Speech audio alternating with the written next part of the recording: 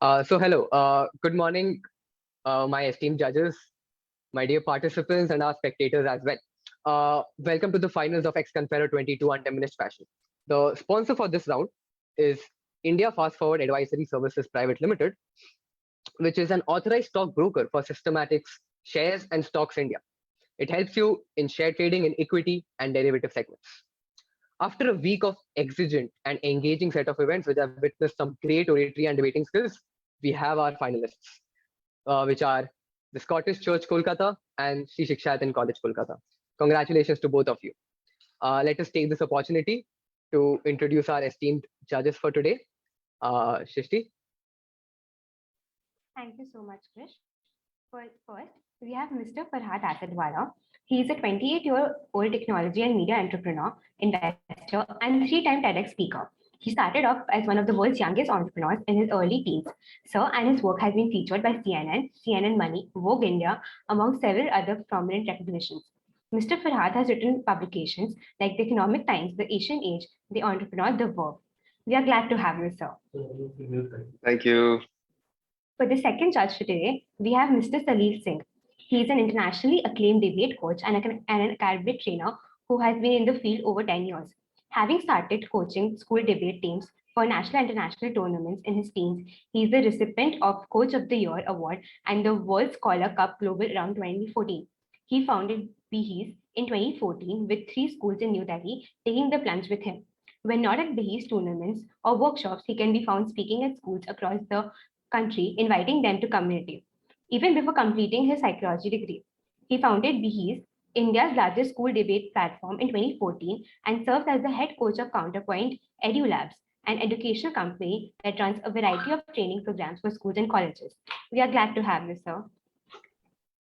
My pleasure, The absolutely. third judge we have with us is Mam Ravisha Pitoch.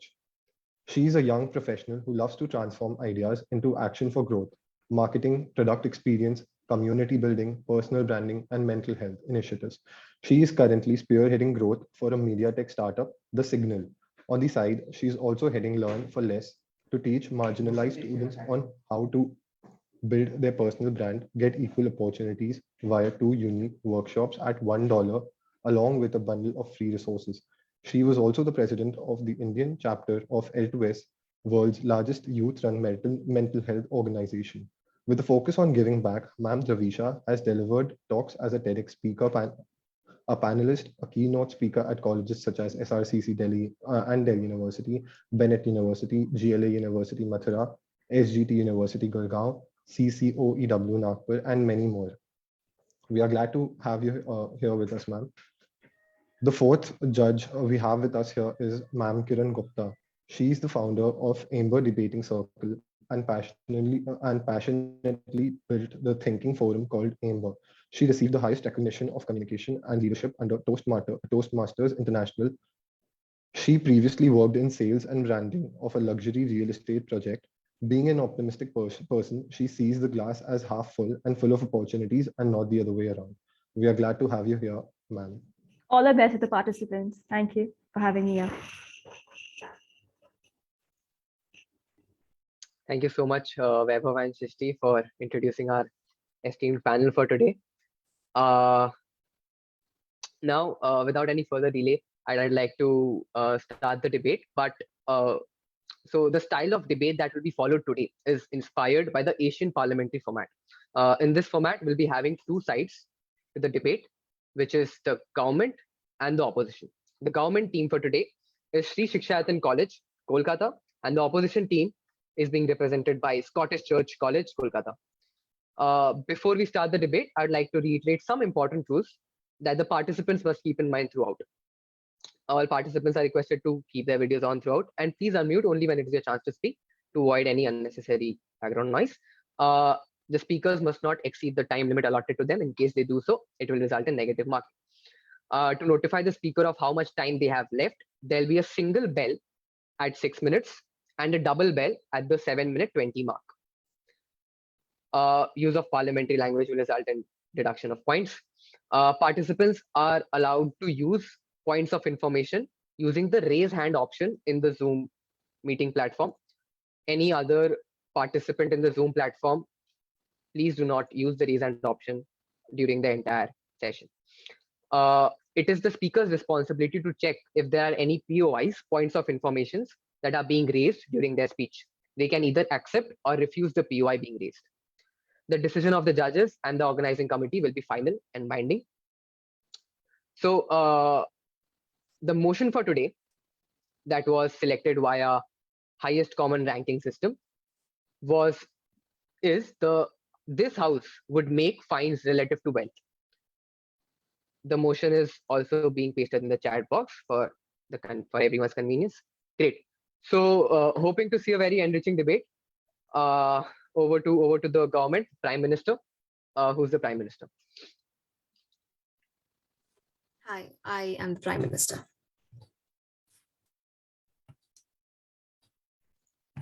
Am I audible and visible?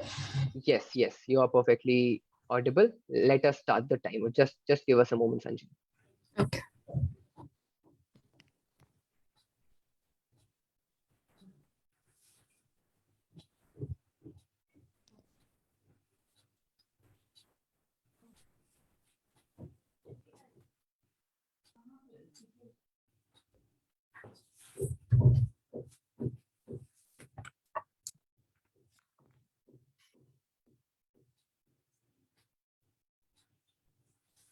मैं timer set कर लूं?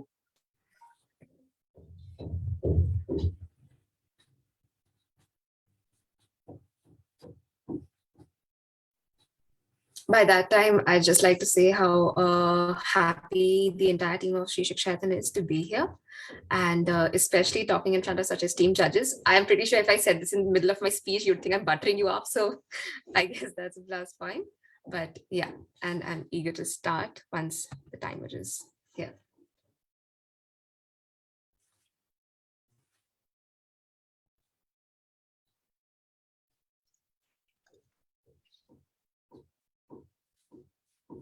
Just a second, we are facing some technical issues regarding the timer.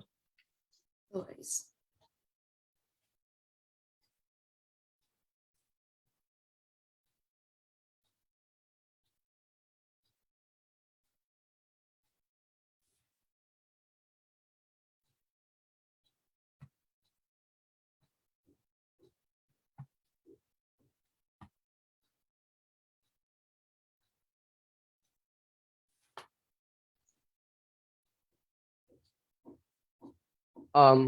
Sanjali, is this the timer visible on your screen? Yeah, I can see it. Great. Also, if any of your opponents raise their hand, will you be able to see it? Yeah, of course. Yeah, great. So you can give a time countdown and we'll start the timer. All right, good. So I'll start in 3, 2, 1. Good morning, ladies and gentlemen. As the Prime Minister, the government strongly believes today that the House should make fines relative to wealth. Now, I'd like to start off by defining some paradigms for this motion. What are fines? A fine is a monetary punishment of penalty, usually levied on people for some offenses, right? To punish them and so that they don't do it all over again, right? And now, a billionaire and a nurse should not pay the same fine. And I will let you know in the rest of my speech why I, along with the entire government, believes so strongly in that statement. Let me talk to you about the present system of fining. What does it do? I'll give you an example. For example, I earn 1 lakh per month, and the house help who's working at my house works for probably 700 a month, right? However, we both go out in a two-wheeler and we somehow break a traffic rule, right? We either drive through during a red light, or maybe we're not wearing a helmet. If we're not wearing a helmet, both of us are going to be fined 5,000 rupees on the go. The police is going to fine us that. How is that fair when my income is here and the house help income is somewhere where I probably cannot even see it? That, ladies and gentlemen, is our present system of fining. Now, I'll tell you why is there a need to break the status quo and make the wealthier pay fines. It's simple, because the rich escape without proper compensation. How will it matter to me if 5,000 bucks a year goes from my from my pocket when I'm earning 1 lakh a month? That's 12 lakhs in a year. What is really the matter if I give away 5,000? However, will it not affect the poor? Also, are we forgetting that in India, more than 55.5% of the population is poor? That's in a population of 138 crores, 80 crore people are poor. India is in the top 5 countries with the most multidimensional poverty, and I'm only quoting UN reports, ladies and gentlemen. So to save the poor from getting trapped in a cycle of debt and jail, we are here to propose a model. Now, before I move on, why are we not taking into consideration crimes such as murder, embezzlement, rapes, probably more serious crimes? We are deliberating upon minor thefts, petty crimes, civil crimes, which can essentially be fined by policemen on the go. We are saving the poor from getting robbed off, but also punishing them for the offense. We are also putting more responsibility on the rich, on the wealthy. Now, the country's per capita income, ladies and gentlemen, is 1,24,978 rupees, right? And an average person in India earns 336 rupees per day. Taking an example of the helmet offense, if you don't wear a helmet, that's 5,000 rupees. Now, just draw the comparison and see the visible glass for yourself. A person who earns 336 rupees per day has to pay 5,000 for a motor offense. That is taking away almost 15 days of salary / wages from that person. So this is exactly why we are deliberating upon these minor thefts, petty crimes, and civil crimes, and not the serious ones, because the serious ones, the status quo that exists in the serious crimes is already fine, is already all right. You know why? Because those are deliberated upon in a court of law with proper time taken, like I mentioned, with serious crimes like murder, embezzlement, rapes. Coming down to the model that the government today puts forth in front of the House.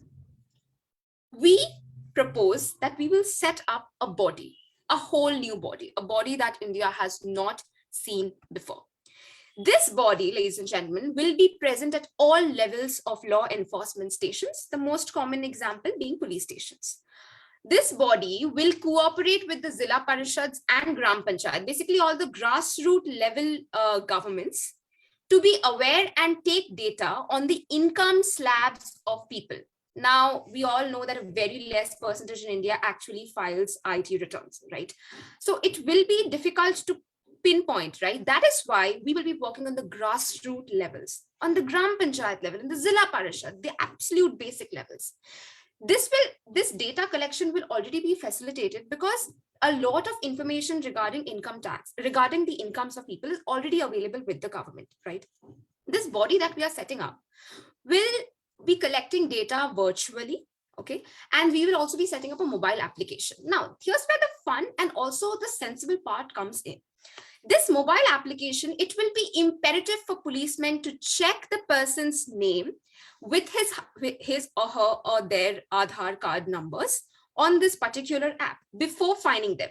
Again, reiterating that we are charging the fines. We are talking about the crimes or offenses that policemen fine on the go, right? Okay, so with this mobile application, police or the law enforcement will have to check the person's income before taxing them, before fining them. And how will this be decided? Just like income tax slabs exist in our country, like before, with below 2.5 lakhs, you don't need to pay income tax, right? If the annual income is that. Above that, there's a certain tax slab. Similarly, we'll be setting down a slab for such offenses with relation to a person's income. Thus, it's not possible to set down a particular definition of wealthy. For me, probably 20 lakhs a year is wealthy. For you, probably it's a crorepati or a billionaire, right? Thus, this body is going to help police find them on the basis of their income, which will be further aided by this mobile application. Now, We will also urge awareness programs and instill this from the very beginning in education systems according to civil rights, and make people aware about the civil rights, that no person will be forced to pay a fine until the policeman in front of them checks the particular mobile application. I know it sounds like an extensive deal, but ladies and gentlemen, change takes time. It's the ripple effect we are creating. And finally, we don't see this system will be established in 5 months. No, but we do see in the long run, poor people will also be punished, but the rich will not go probably guilt-free, or will not be compensated in a way which doesn't affect them. Can I take a POI now?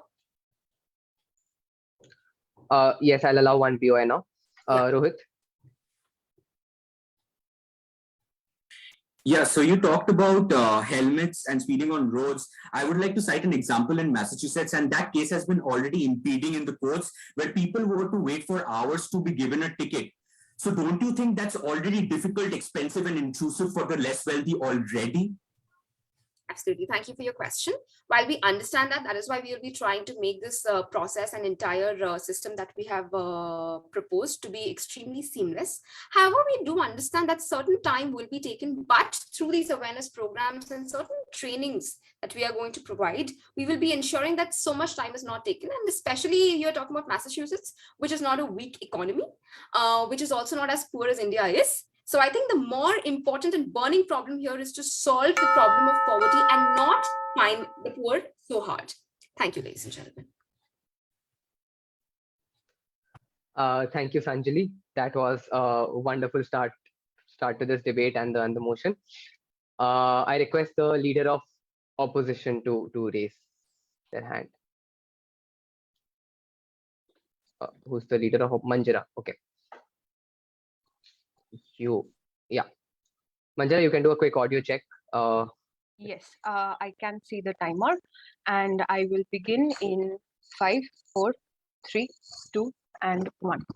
Now, good morning, respected adjudicators and members of proposition. Today, the House would make fines relative to wealth. Now, what I would like to bring your focus to is the word wealth. The proposition based all of their arguments on income and not wealth. Wealth and income are very weakly correlated. Wealth is stock, income is flow. Wealth is the accumulated assets of an individual or a household, right? Whereas income, which the Prime Minister very clearly made this transition so smoothly. She spoke of, she gave an example of somebody earning 1 lakh per month. That is income. Income is a periodic payment that a person receives. That is not wealth. Today, this debate is not between the rich and the poor, but between the less wealthy and the more wealthy. Now, the entire debate is to be based on the perception that 1% of wealth is not equal to 1% of income. There are households that have maybe somebody who has inherited, say, a house or something from their forefathers, right? Their wealth is high, but automatically it is natural human behavior that they will not be as incentivized to look for a high paying job because they already have the wealth.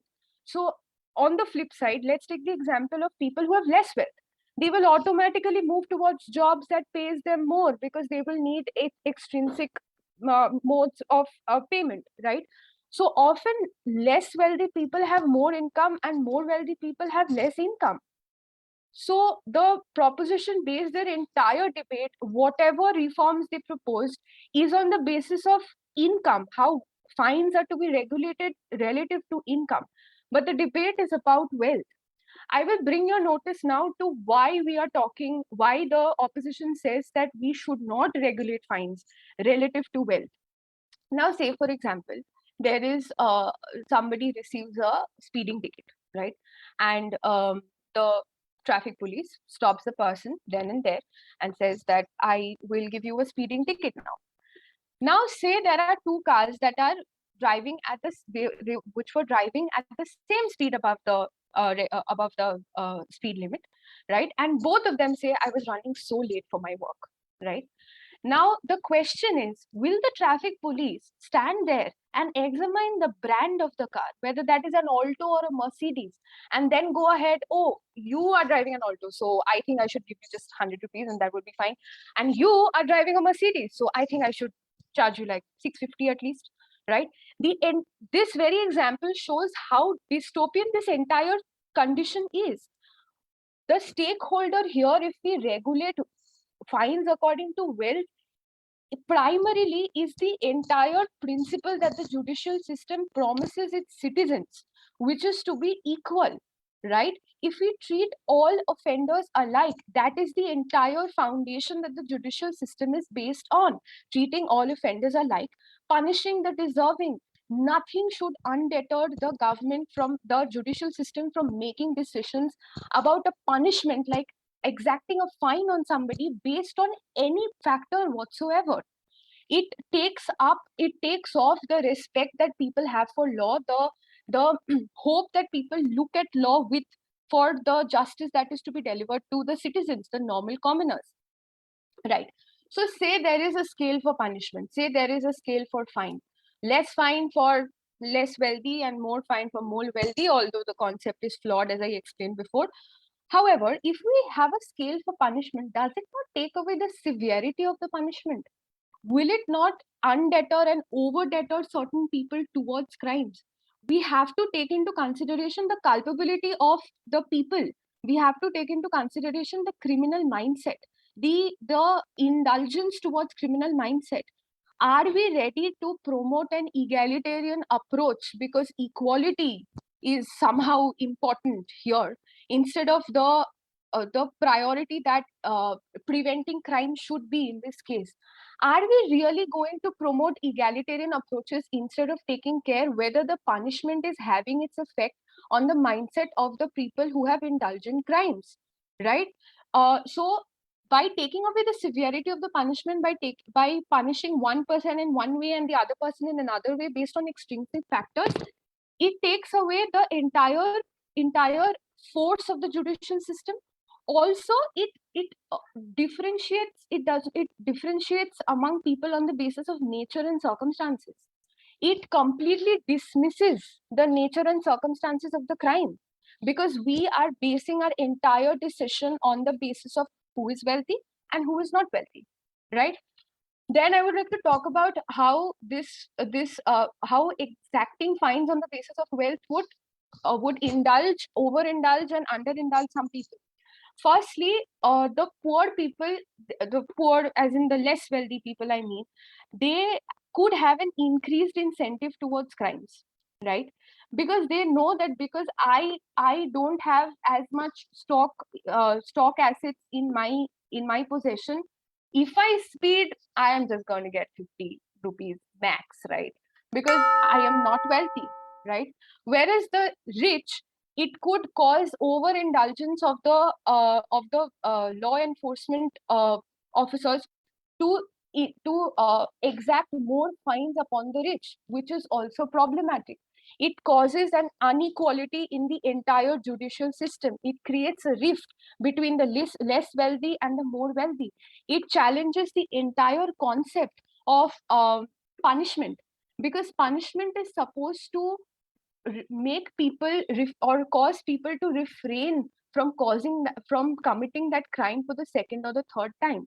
But if this punishment is regulated according to an external factor like wealth, then we are providing a huge bracket, a huge leeway to a certain class of people for whom the entire concept of the fine will be taken away from, right?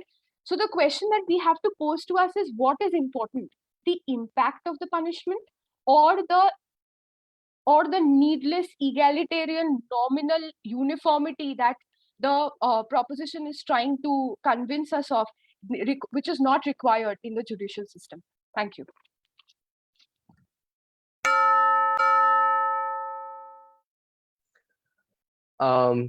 Thank you, Manjira. Some very enthralling points by the leader of opposition. May I request the Deputy Prime Minister to raise her Excuse me, hand? I have one point of query. If someone raises their hands and then lowers it, do we still have to take that POI or hold that as a POI? No. If you want to ask a POI, please keep your hand raised so that the speaker is aware of it. Thank you very much. Kunja, you are the Deputy Prime Minister, if I'm not wrong. Yes. Great. We'll just spotlight you. You can do a quick audio check and let us know if the timer is visible. I hope I'm audible and I'm visible. Perfectly. Right. Okay. So, a very good morning to one and all. The leader of opposition has made quite the points today, and I would like to go through them one by one. Ma'am made a very good distinction between wealth and income. Ladies and gentlemen, the poor in our country have equal to no wealth. We have to understand today that we are accumulating wealth in our hands through the means of income. The annual income of a person is accumulated aside, and then with the help of that income, they try to generate wealth. Ladies and gentlemen, there is very much a relation between income and wealth, which the opposition has totally neglected. We have to remember that the poor in our country have equal to no wealth. What they do have in their hands right now at the moment is income. And at the moment when they accumulate that income over a period of time, they can generate wealth, which is exactly why we have brought income into the scenario. We have not brought income for everyone, every social class of the society. No, we have brought it especially for that lower class in our society, which have equal to no wealth. And they are still in the process of accumulating that income to generate wealth, ladies and gentlemen. Coming to the second point, how ma'am mentioned about indulging or not indulging people into committing crimes. Ladies and gentlemen, we must understand that in a country, in a developing country like India, where poverty is a large scale issue, we must understand that at the end of the day, 68.8% of the Indian population live on less than $2 a day. Ladies and gentlemen, less than 150 rupees a day. And if we calculate that and if we try to accumulate that into the income of a month, ladies and gentlemen, it becomes around 4,500. So if the fine today for speeding through the street or without a helmet is 5,000, they are short by 500 to even pay that fine. Ladies and gentlemen, we are forgetting that we are not even giving them enough chance to generate an income to pay that fine. Forget about indulging into crimes.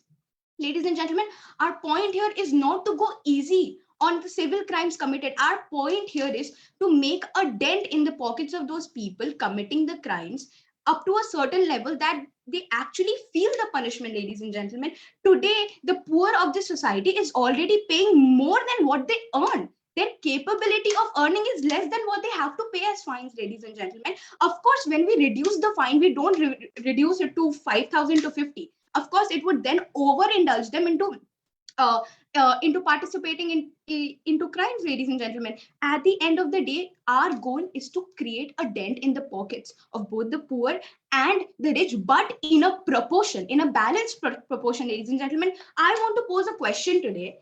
If I find 5,000 to Ambani, who is earning around crores, and if I find around 5,000 to a nurse who is new in her profession and does not work in a really well-built hospital, do you really think this is equality? The leader of opposition talked nicely about all offenders being treated alike. Ladies and gentlemen, is Ambani being treated alike as that of the nurse? Is Ambani being treated alike as that of the poor? Ambani earns in crore. A fine of 5,000 does not affect him in any sort of manner, ladies and gentlemen. But the poor, who is earning 4,500 per month, 68.8% of the Indian population, which is earning 4,500 in a month, has less of 500 in their hands to pay that fine of 5,000, ladies and gentlemen. Our point here is to bring balance, to bring equality, treating offenders alike, not in the amount, but in the punishment felt. Why are we imposing fines today? So that we can impose a punishment upon the offender so that the offender does not try to repeat that crime. Now, ladies and gentlemen, if I impose 5,000 on a rich person, and then if I impose 5,000 on a person who's barely being able to earn 5,000 or has, suppose a wealth of totality equaling to 5,000 rupees, I don't think the crime or the punishment felt is equal. The punishment felt should also be equal in nature, ladies and gentlemen. a rich person will not feel the punishment of 5,000 who is earning in crores. We need to make them feel the punishment. Furthermore, ladies and gentlemen, rich offenders get to break the law. The very point is they get to break the law without any meaningful financial consequence. A fine of a certain amount, when we are imposing it both on the poor and the rich, to truly make sure that we are providing justice, we must make the punishment be felt both to the rich and to the poor. Unless and until we do so, the basic goal of our justice system cannot be served at the end of the day. We can truly be alike while treating offenders for the crimes that they have punished only when we charge highly the rich people and slightly less to the people who are struggling to earn as much as the fine itself, ladies and gentlemen. Furthermore, we must understand that in a developing country like India, there are so many social classes: upper class, middle class, lower class. Now, even the middle class, the distinction between this upper class and lower class is so extreme that it is stretching the gap between the two classes, which is the middle class, because the middle class has further distinctions like upper middle class, middle class, lower middle class.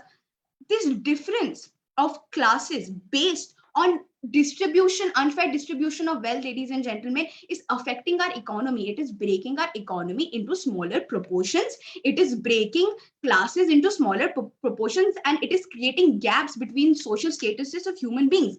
Ladies and gentlemen, money is power. Today, the money is concentrated in the hands of the few of the upper class. We as a government want to create a dent in their pockets for the crimes that they have committed, and then try to distribute that wealth in a more evenly manner, in a more evenly fashion, so that the poor who has equal to no wealth can generate wealth. Ladies and gentlemen, we must understand today that to make sure that the distribution of wealth in a developing country like India is equal, the rich also has to feel the severity of the crime that they have committed as to a poor person. The burden of criminal justice death on the poor must be reduced, and it will be reduced through this process. The model that we have today presented, the opposition keeps forgetting that we are using an application. Yes, time will be taken, not, of course, we have Facebook, Instagram on our hands. Does it take us time to open that? It doesn't. It is an application. Yes, the work put in behind that application to make this entire process stand up will take time. But at the end of the day, a policeman or a policewoman looking into the application and looking into the wealth and income of that person will not take time. So it will, at the end of the day, save time, ladies and gentlemen. Furthermore, we must understand that as an economy, it is time that we take this step, we take this moment to actually understand how to treat offenders alike as to the crimes that they have felt for the punishment that they have done. Thank you. Thank you, Gunja, for that wonderful speech. Who is the deputy leader of opposition? I'm the deputy leader of Great. opposition. Rohit, we'll just spotlight you. You can do a quick audio check. Yeah, absolutely.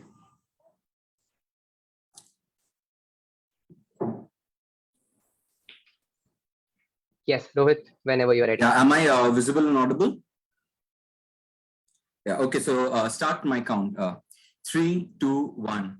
Okay, so in the current scenario where the US feds are already imposing a lot of pressure on us, we saw the government totally negating volatility over here. Almost makes me remember of scam 1992, ladies and gentlemen.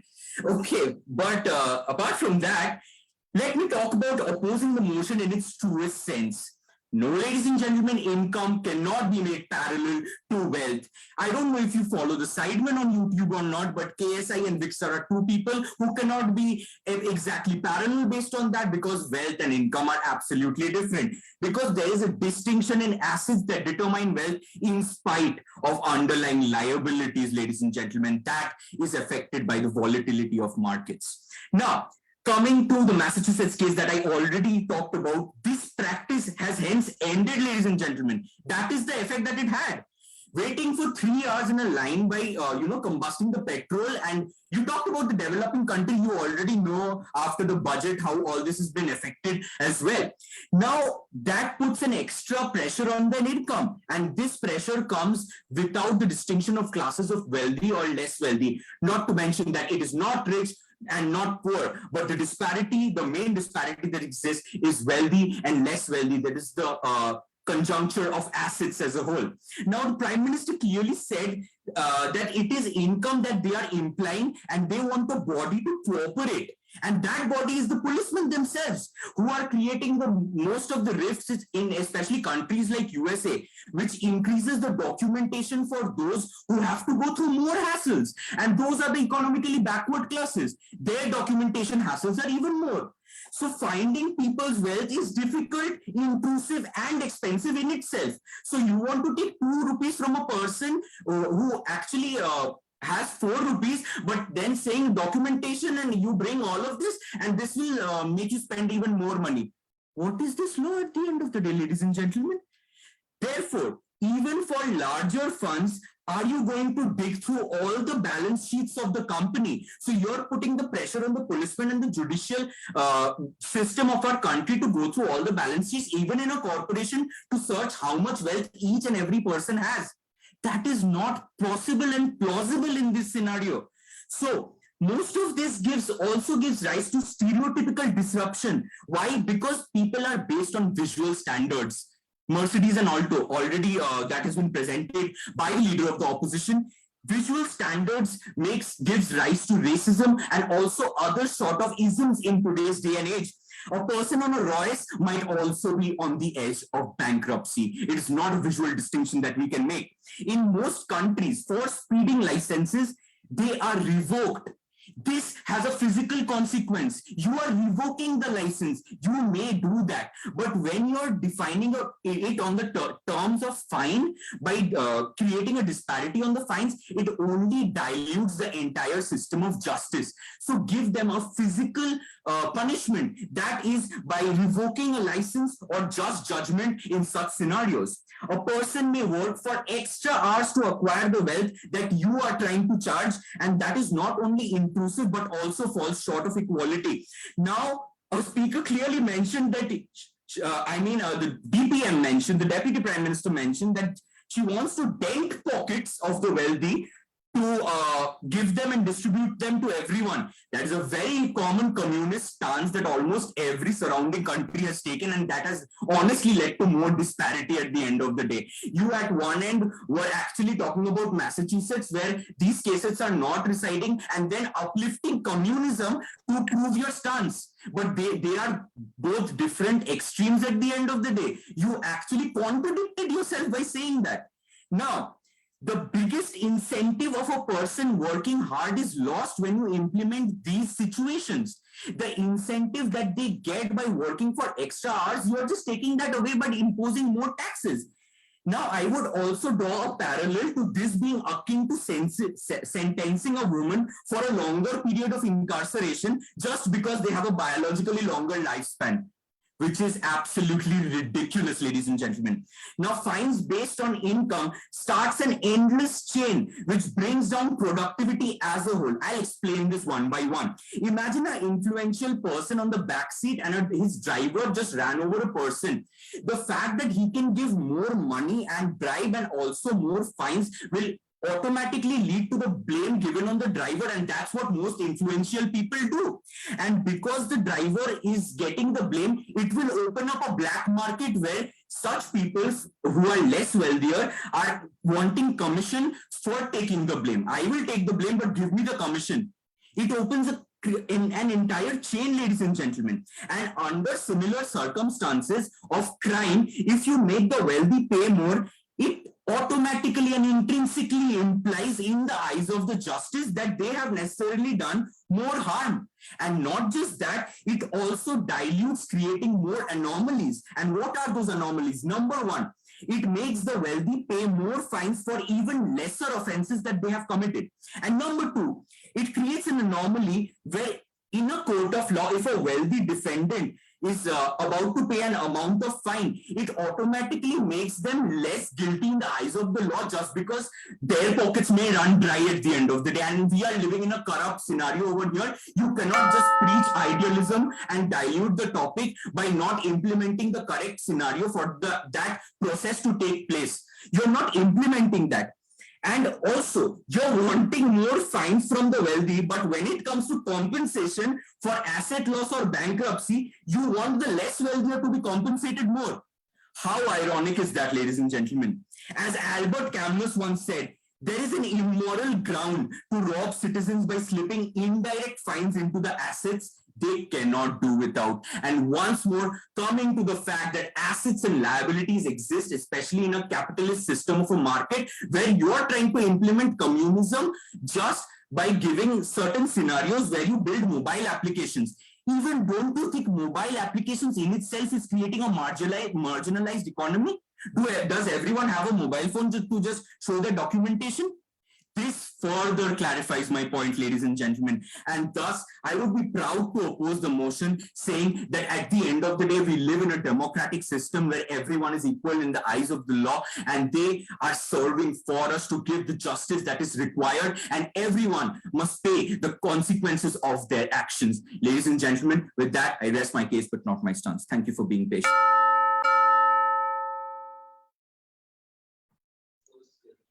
Thank you so much, Rohit, for that wonderful speech. I would like the government whip to please tell. Yes, Ratrika, I'll add you to the spotlight. Just do a quick audio check. Yeah, am I audible? Yeah, perfectly. Yeah, I'll just take a minute and I'll give a countdown. All right.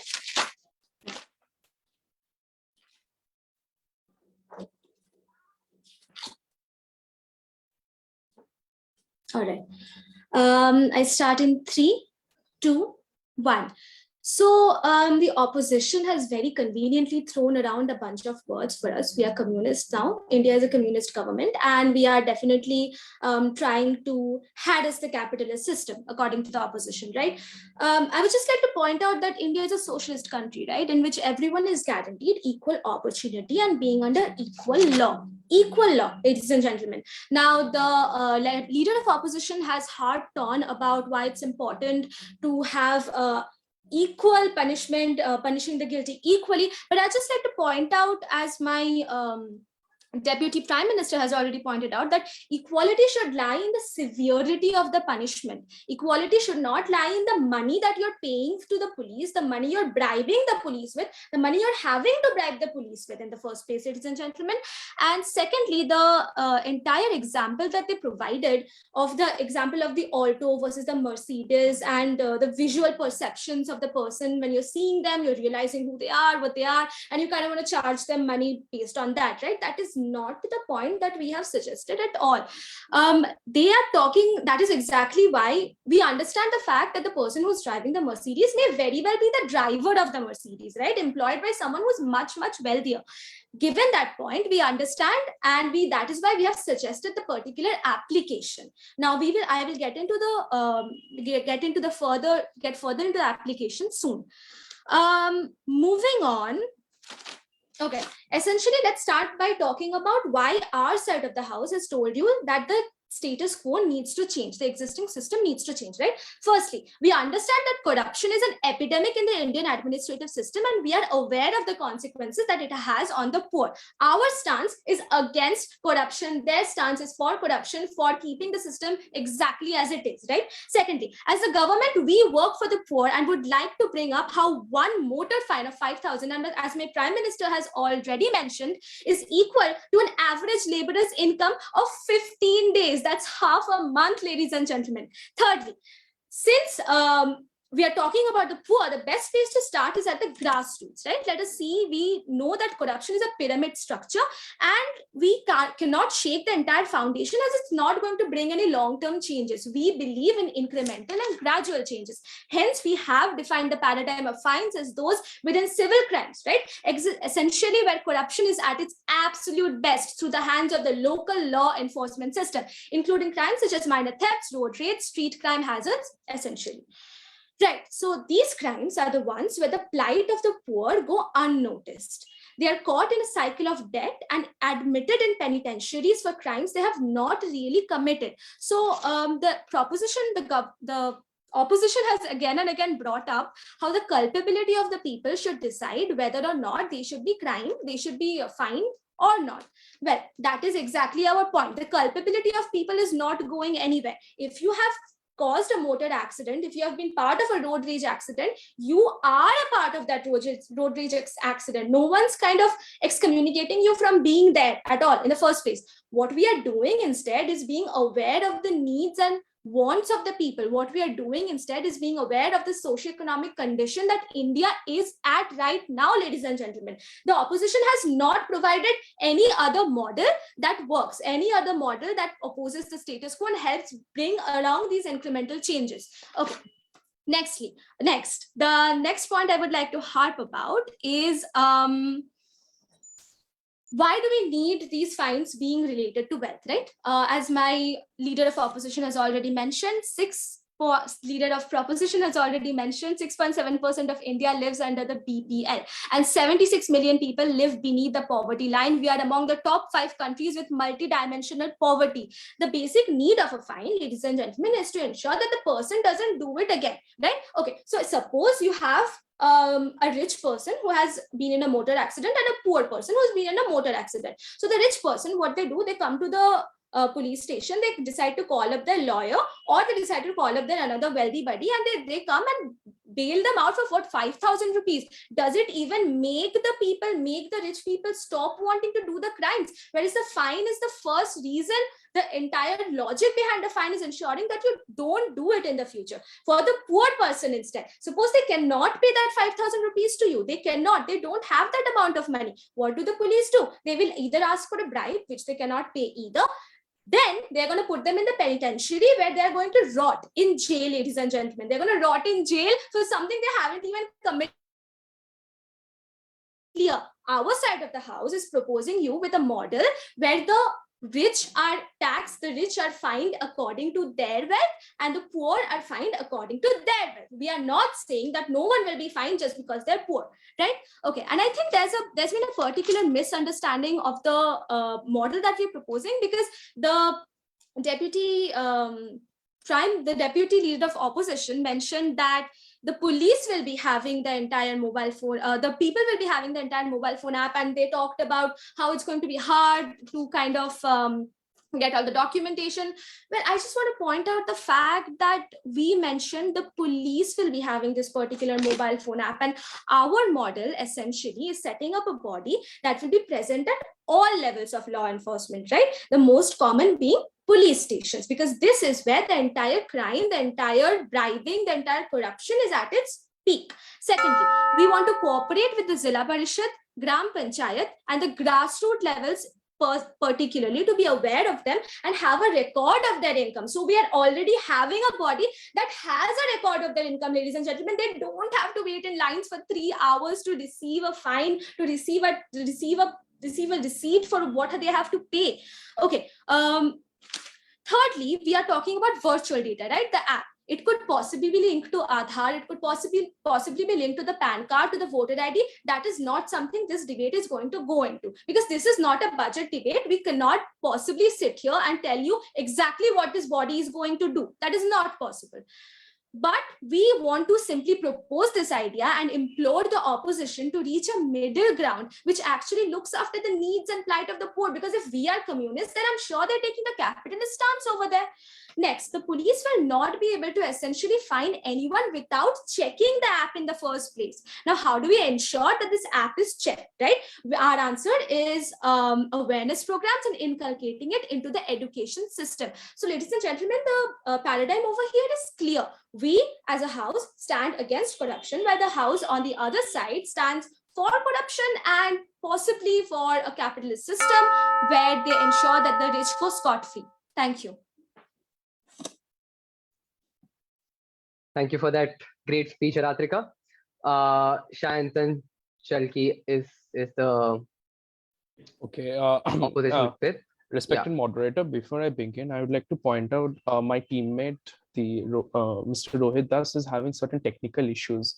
Is there any, he got disconnected? Is there anything? I think Rohit Das is in the meeting. It's showing in the participants. But he cannot hear, like he cannot be a part of this meeting as such. I mean that he can't hear it. So should I ask him to leave and join again? Yeah. Okay. Just make it quick, Shantan. Okay, all right.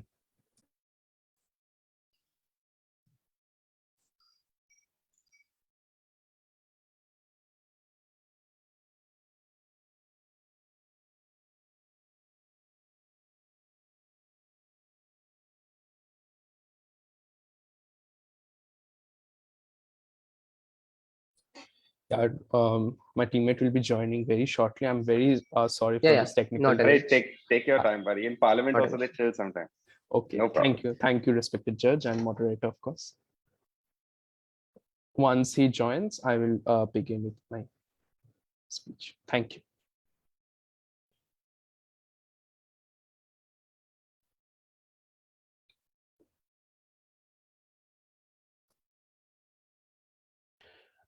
Since we're like on the break, while we're in the breakout room, can I ask one of the organizing committee to join us for just a minute when we go in?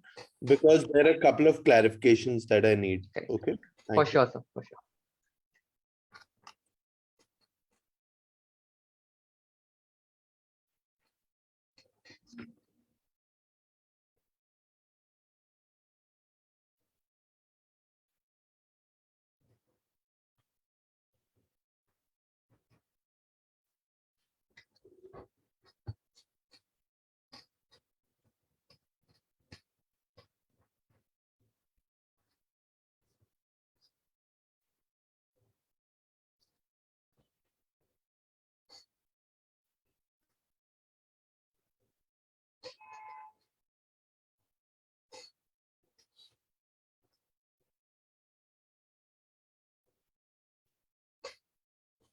Chris, just make sure you add him in the meeting when he joins. Like keep an eye on that list. Yeah. My list is open. Yeah, I'll the Sounds respected moderator, if he joins, just give me a heads up and I'll correct. Exactly. begin with my speech. And I'm very sorry for the delay. Not an issue, sir.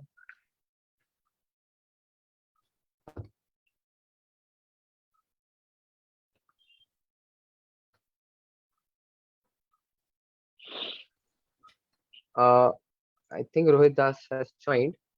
Rohit, can you just let us know if you're here?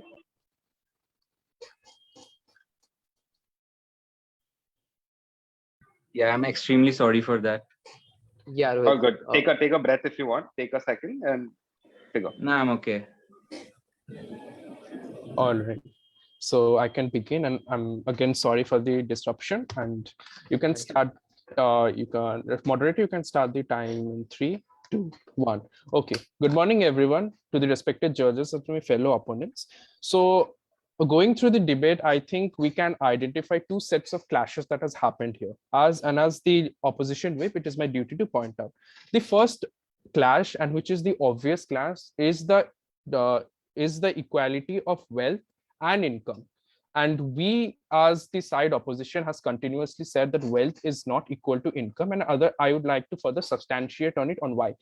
Speaking on accounting terms, wealth is a stock concept and income is a flow concept.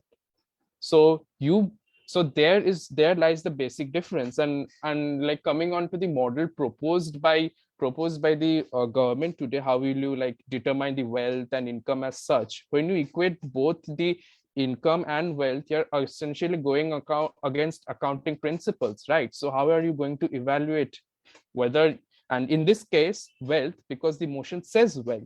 All right, so I don't think there's a scope of discussion on income here. So because there are very two different concepts. Okay, coming to the speech of and the obvious and the other clash that I like the opposition feels that has been there today in this debate is treating fine as same as taxes. Like there is fines are not taxes, right? Because the objectives are different. Fine is a sort of penalty. Taxation is an obligation to the government of this country. So treating fine and taxes alike also gives rise to certain problems, and which I will be elaborating later. Coming to the speech given by the Prime Minister. The Prime Minister's continuously mentioned words like earning per year, earning per month, and etc. These are income. This is income. And as my leader of opposition rightfully pointed out, why wealth and income cannot be equated, right? Again, I'll be substantiating on that. A person can inherit a house. Let's say the example of a certain amount of jewelry, and that jewelry is asset, right? So that person becomes wealthy, but it is not necessary he or she has a high flow of income. So when you talk about income, so a person can have the jewelry but have a low amount of income. So it defies your entire argument why people with higher income or lower income should be fined more or less. Again, This is the first clash, that is the income versus wealth. And I think going by the strictly by the scope of this motion, as the motion says wealth, we should stick to wealth, right? And there are two different concepts, right? Now, coming to this, setting up a body for evaluating this and evaluating the amount of income or wealth, or in this concept, in this context, again, wealth.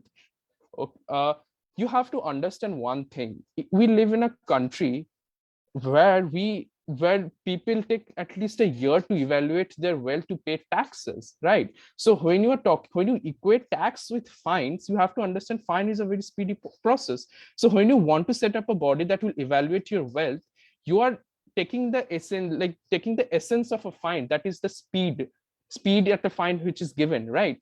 So again, having and determining a wealth is a very long and lengthy process and generally requires the involvement of accounting firms. So when you say a police station will be left in charge to evaluate the financial balance sheets, I don't think policemen are experts in accounting.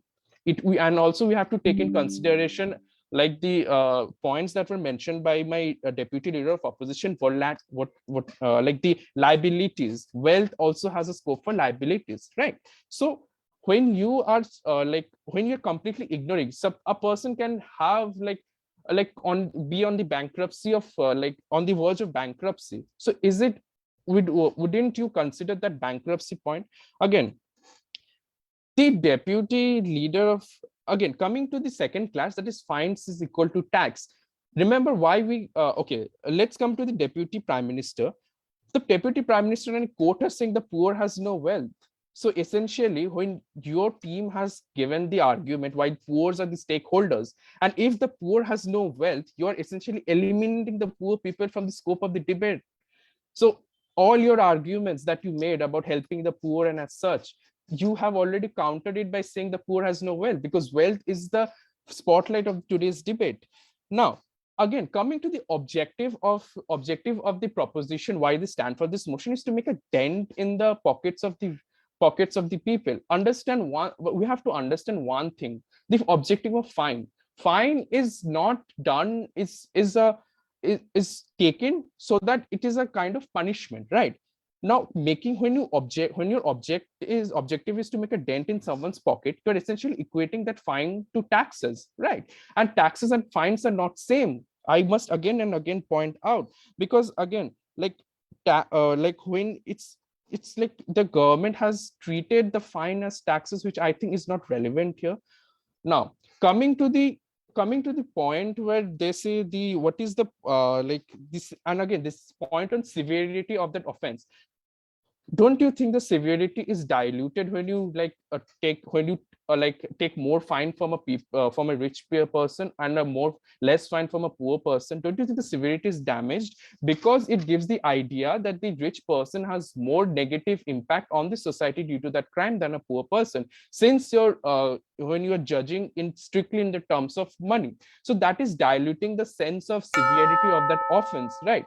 Again, now, coming to the whip mentioned about the objective why we oppose this motion. The objective is very simple, ladies and gentlemen.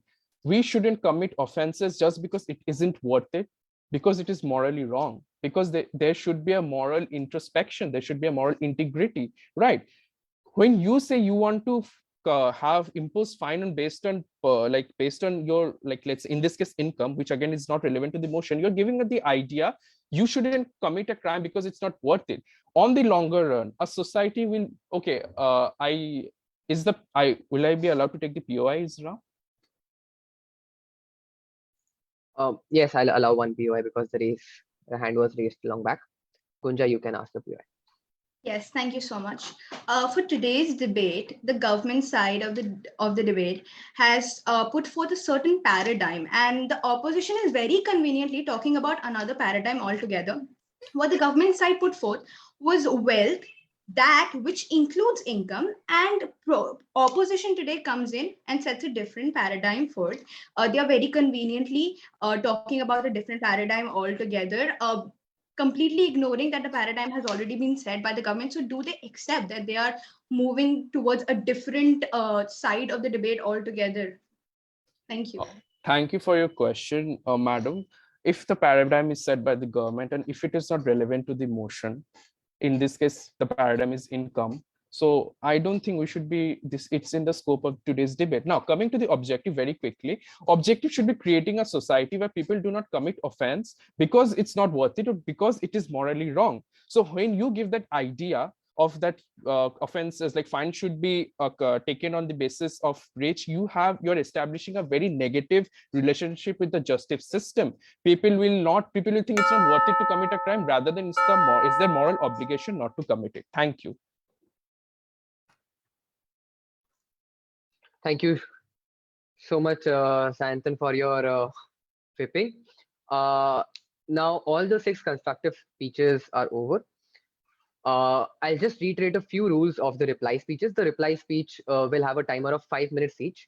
We will begin with the opposition reply first.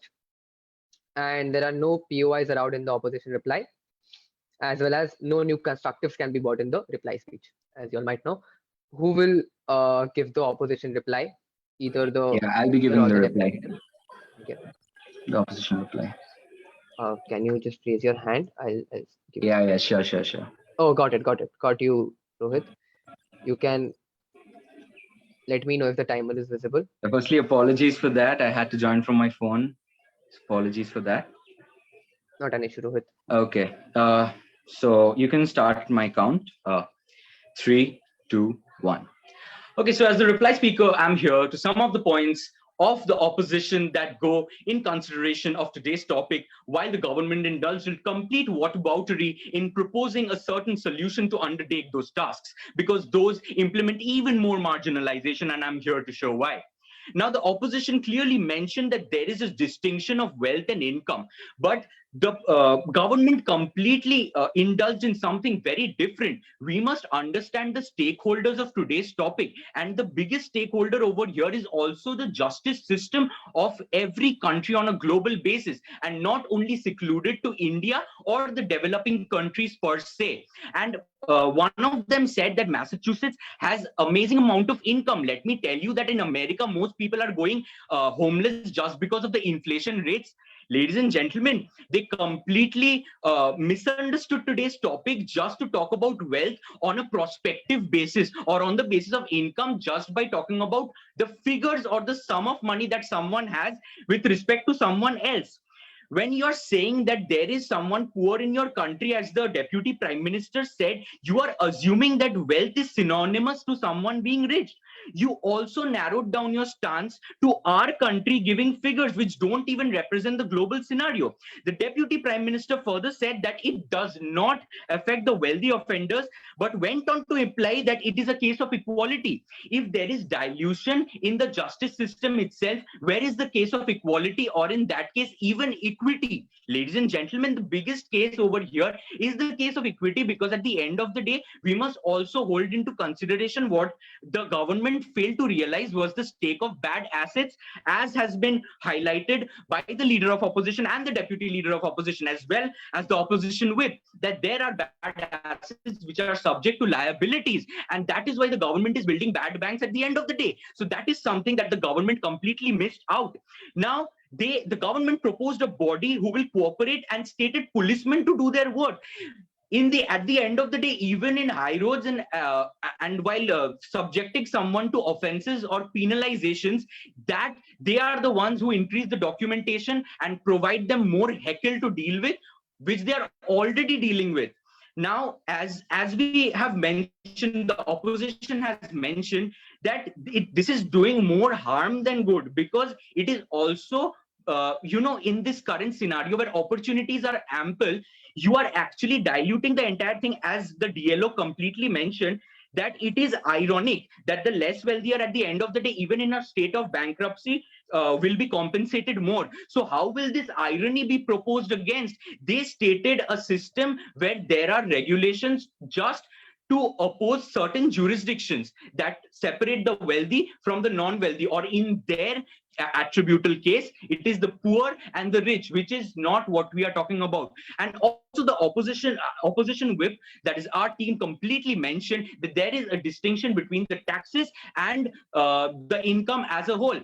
Now, taxes and these assets are completely different, and that is why we see that to battle inflation, there is more stance and objectives being provided to increase the infrastructure of the country, only to benefit in the longer stage these people from the economically backward classes.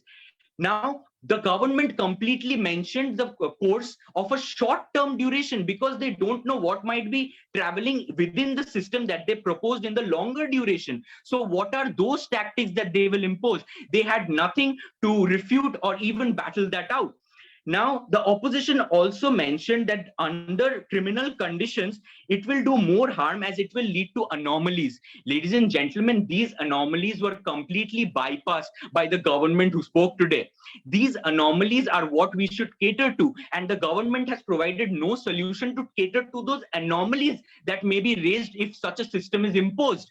Such a system may be imposed in very ideal circumstances in the corrupt society we already live in. They didn't tackle these observations by providing the realistic scenario, but covered an idealistic ground where they provided solutions. And that is not what we are looking at, ladies and gentlemen. So with that, I would like to propose that the opposition completely won today's debate as they completely surrounded all the facts with the realistic stats and statistics and facts as well. But the government's observations as well as proposals fell flat on their faces. Thank you very much.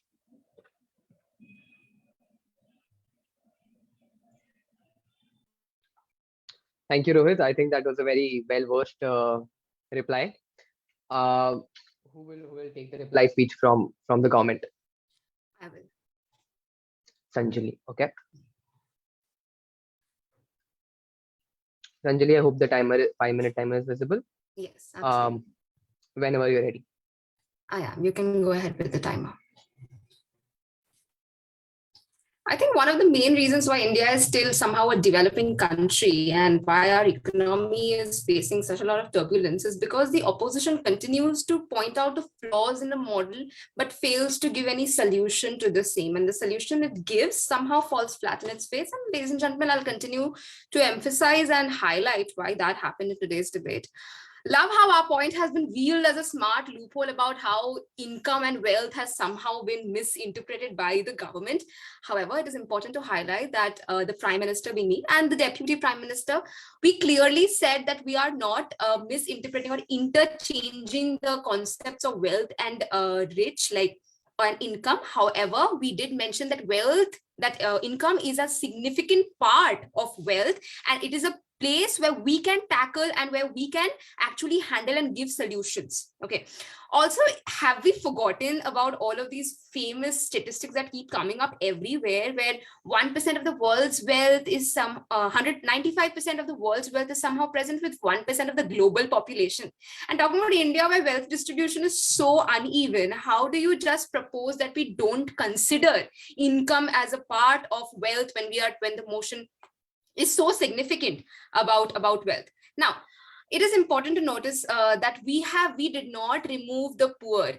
Somehow this was a point brought up by one of the opposition speakers, that we have somehow removed the poor time and again. But time and again, we have emphasized that poor has equal to no wealth in comparison to the wealthy. That does not mean that we will not be punishing the poor for the crimes or the offenses they do. We said that the wealthier and the richer will be fined more. Also, the opposition whip and the reply speech somehow talked a lot about how we have equal fines and taxes. We did not. We have, from the very beginning, we have maintained the fine difference between fines and taxes. The severity of punishments is only increased when a wealthy or a rich person feels a dent in their pockets. The opposition suggests moral introspection and how moral introspection should happen if the dent actually has to happen. However, how can you technically have people have a moral introspection if you don't cause a dent in the pockets, if that is what the motion is about, wealth? Further, the opposition has not given any opposing model or even talked about the poor. They continue to talk about wealthy and less wealthy, like there is no extremes. We live in India, there are extremes. Maximum of the population, like we've mentioned time and again, is poor, is literally poor, and we've mentioned how low their incomes is. How can that be ignored? And that is something the opposition failed to counter.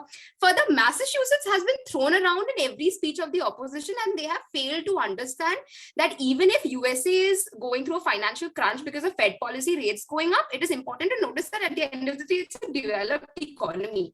One example for an entire motion is not enough. Further, you perceive us to be a communist regime. I'm sorry, maybe that's what the opposition wants. We are not here to change the constitution. I'm sorry. We are here to only bring good and proper reforms, which is what the government focused on. And we'll remain a socialist economy, which is why there's a fine conglomeration of capitalism and communism here. We also throw a dent in the pockets of the rich. And we also further, that money, the DPM already mentioned that money will further be used in compensating the poor, in distributing it to the poor. So we, the government, has solved two problems. First, severity of crimes and how people will be punished on the basis of their crimes with relation to their wealth. Thus, they will always feel the dent. They will not want to commit that crime again, right? And second, the money we are collecting is not going into the government pockets somehow. It's at the end of the day going to the poor who will also be helped further. Further, our model has not, also, it's important to notice that the opposition has agreed that corruption is there in the fining system, and how the driver is driving, and for a lot of money the owner actually slips out and the rich person, the wealthier, gets out. That isn't that our point? Our model aims at batting and curbing that very corruption. The corruption, we talked about petty fines, petty crimes, the fines which are taken by policemen on the go. And our application, we have very clearly mentioned that the phones are going to be in the hands of policemen and not in the hands of the civilians. However, the civilians will have a civil right for the policemen to go through that, so that they are not fined illegally. And further, at the end of the day, we have not proposed digging through corporate balance sheets. We have given a very good model which has not been countered properly by the opposition. Thank you. Thank you so much, Sanjali, for that wonderful reply. With this, we come to the end of this debate, as well as the finals of X-Confero'22. We hope participants had a very enriching experience in this debate. So thank you to all the judges and the spectators for joining us today to witness the finals of X-Confero'22 undiminished fashion. We will be having our closing ceremony tomorrow, in which the winners will be announced. Please stay updated on our social media platforms to know more about the closing ceremony. Thank you for joining us today.